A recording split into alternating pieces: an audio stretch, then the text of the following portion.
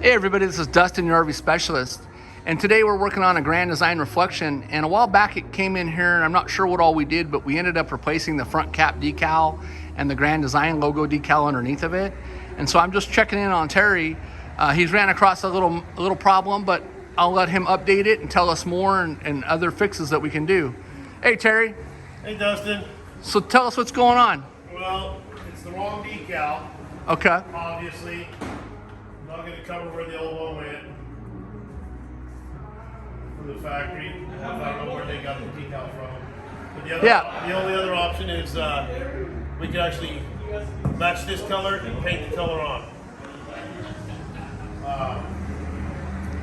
So basically you can take off the decals, and in some cases if decals aren't available, you're able to go ahead as long as they're a solid color and they're not like a metallic or anything abnormal. Yes, come in and just scuff it, tape it off, and then paint it in place. And then repaint it in place. Yeah. So basically, if you guys are watching this video in the future, as time progresses and the units become older, and if there's certain companies out there that aren't reproducing different decals, Terry here can go ahead and remove those decals and basically paint the decals on so that you don't have to worry about the decal itself fading or maintaining it. Coming off the next 4 or 5 years. Yeah.